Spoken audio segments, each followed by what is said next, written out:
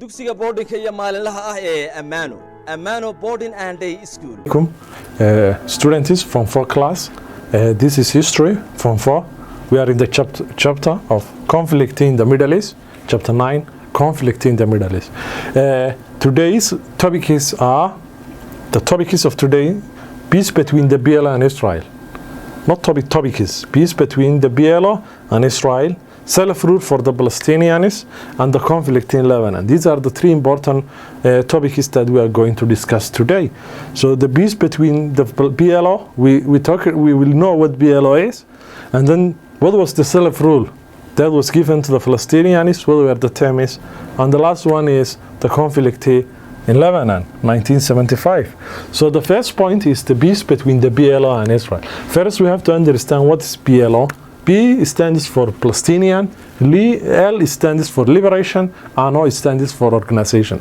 So the BLO was the Palestinian Liberation Organization, and Israel, they will agree finally for a peace. So now, who were the leaders from Israel? So Israeli Prime Minister, the Prime Minister of Israel was, the Prime Minister of Israel was called Yitzhak Rabin, and the Foreign Minister of Israel, who will be also later the Prime Minister of Israel, was Shimon Peres. These 2 guys, they believed in negotiations. They believed in talking, dialogue. They did not believe mostly in war, and were prepared to make concession. They were even ready, to accept the terms from the Palestinians, to, leave some of their more important points and allow some Palestinian, agendas in order to achieve what? Lasting peace. In order to achieve lasting peace. And who were the leader from the Palestine? Yasser Arafat was the leader. Yasser Arafat was the leader. So the BLO leader, he was the BLO leader, and he was the one representing the Palestinians for the talk. He responded and talked openly in Oslo, Norway. That's why this conference is known as the Oslo Accord. This is the name they gave. If you hear the peace between BLO and Israel in June 1992, this is the other name they gave it, Oslo Accord, because it took place in Norway, June 1992.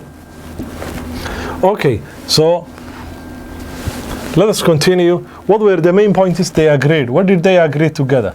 These are generally the main points they agreed one another. The first one is what? Let us see the first one. What is the first point that they agreed one another?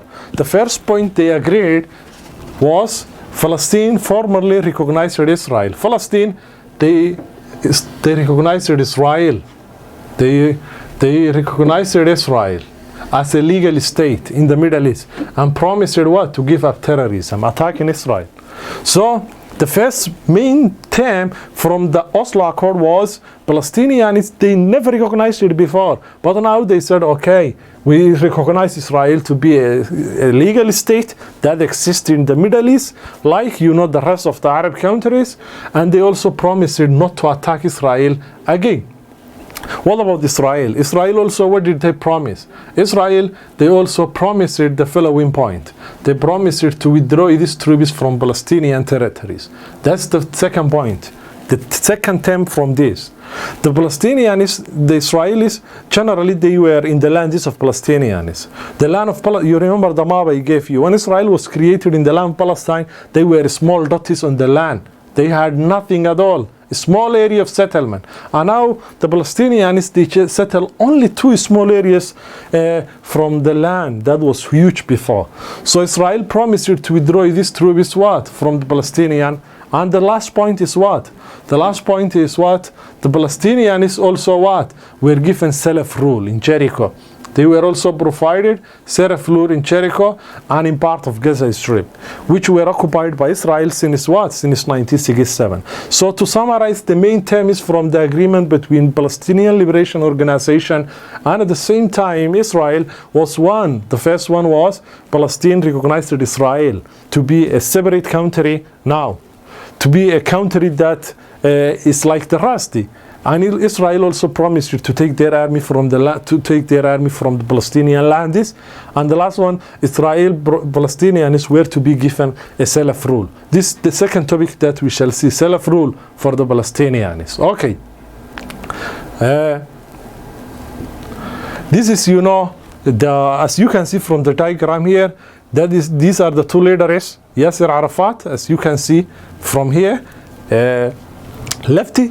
On the right, as you can see, is the PLO German is on the left. Yitzhak Rabin is the lefty, you see here. And the chairman is on the right, Yasser Arafat, the PLO German. And the middle one is the one the U.S. President Bill Clinton. He's in the center. He was the chief negotiator between the two. So U.S. President Bill Clinton is in the center, Israeli Prime Minister on the lefty, and the PLO German Yasser Arafat. They were signing the first Oslo Accord in Washington on 13 September 1993. So this one was after, they made the first agreement in Oslo. They met in 1992 in Oslo, and later, they came to Washington to finalize the meeting and the agreement. Self-rule for the Palestinians, September 1995. So the Palestinians also, they were given self-rule. Self-rule means the Palestinians at that time, Israel conquered most of their land. So they were not able to rule themselves. They did not have a government at all. So the Palestinians, finally, they get a government. Then that government was the one ruling them. So Israel agreed to withdraw these troops from most of the West Bank, except Hebron, in stages of several years, handing over both civil and security powers to the PLO. So the main point about the self-rule for the Palestinians is here. Israel, they agreed to take their troops out of the West Bank, but they did not take here. Why? They said our army will stay there for several years in stages. We will finally leave that area at the same time, because that area, the Israeli state, was important for them in terms of security. What about the second point? The area would be ruled, the Palestinian area would be ruled by a parliament of Palestinian Council that comprised of what? 88 members. And those 88 members will be elected. So the area of Palestine will be ruled by a parliament of Palestinians comprising of 88 members. And those 88 members will be elected by the people. All Palestinian prisoners that were held by Israel at the same time would be released in 3 stages, in 3 phases, in three phases.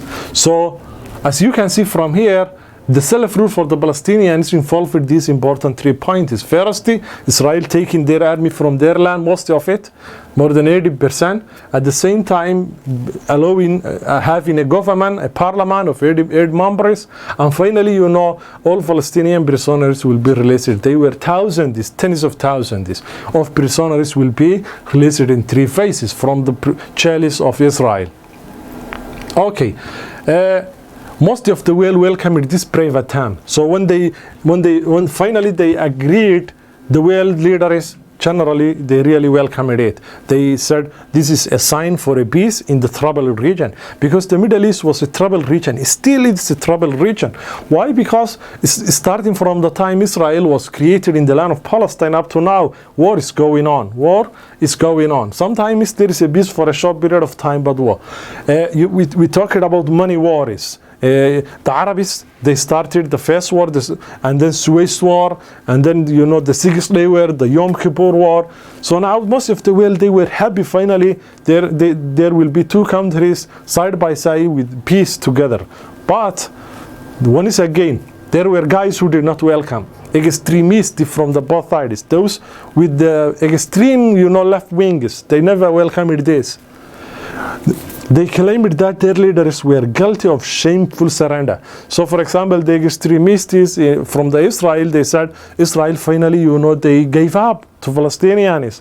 And those from the other part of Palestinians, extremists, they said finally PLO surrendered all of us to Israel. But the rest of the world really welcomed that peace accord of Oslo. Okay, so now let us go to the next title. The next title is the conflict in Lebanon. Okay, Lebanon, that's what's called in Arabic, Lebanon in English. So the conflict in Lebanon started when? 1975. Okay, it was going on for many years. Even some historians, they say up to 1990. Generally, it can be like how many years? Like, 15 years. But it was not a war that was going on non-stop. Sometimes a war could take place, and then for a few months, no war, and then finally, war. People were fleeing from time to time. So now we're talking about conflict in Lebanon. Okay, introduction. Originally, Lebanon was a part of Ottoman Empire.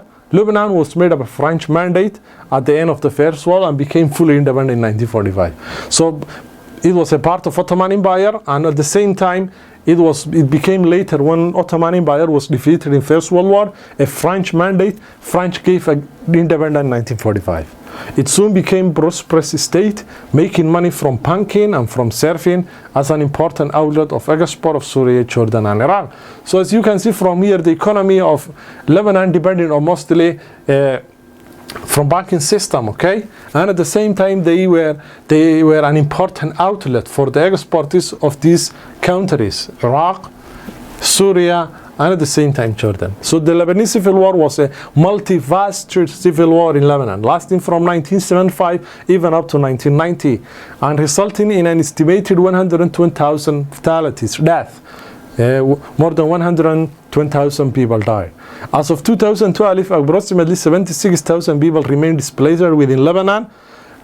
There were also an exodus. Exodus means mass migration of almost 1 million people from Lebanon as a result of that war. So the death is around 120,000 people, and the people who displaced are a lot, as you can see from here. Internal displaced people or 76,000. And more than 1 million people from Lebanon, as a result of that war, also they fled. Okay. This is Lebanon, as you can see, the map of Lebanon. That's the Mediterranean Sea. What caused the civil war in Lebanon? We will summarize. You will read the main, important words here. I will just go over the point. So the main cause of the civil war in Lebanon, the first one is religious difference. Lebanon, is a home for many people, especially Christians and at the same time Muslims. So there were 4 groups of Christians. What are they? Those 4, they are Maronites, Greek Orthodox, Roman Catholic, and Armenians. These are generally, the Christians, Maronites, Greek Orthodox, Roman Catholic, Armenian. What about the Muslims, okay? The Muslims, there were 3 groups of Muslims: Shia, Sunni, and Druze. So you can imagine those guys, they were not always happy with one another. Especially the 2 groups that are called Maronites and Druzes. Okay, the second main cause include what? The presence of Palestinian refugees in Lebanon. 500,000 Palestinians, they were in Lebanon. So the Palestinians were Muslims. The Christians in Lebanon were alarmed about the Palestinian refugees in their land. So by 1975, PLA had its quarters in Lebanon. Palestinian Liberation Organization, even they made their center in Lebanon. So Syria even were interfering in the affairs of Lebanon. So that's also another main problem, the presence of Palestinian refugees in Lebanon. The last point, that caused the civil war in Lebanon also included a dispute between Muslims and Christians of a fishing rights, 1975. The Muslims and Christians, they had arguments and quarrels about fishing rights. So those guys, they could fight one another because they were blaming other one to be interfering in their limit of fishing. So there were also conflicts about fishing rights. There's also another one, a Christian group called Phalangists claimed that PLA guerrillas fired a church, while the PLA claimed that the Phalangists started the war by attacking a bus carrying Palestinians. This is also another one that was caused it. So after many years of chaos and war, Muslims and Christians in Lebanon established finally a united government. Still, they are now united. So generally, that was the main important points in our lesson. We talked about 3 important topics. I hope you understand, and these are your homework. You will be able to do it.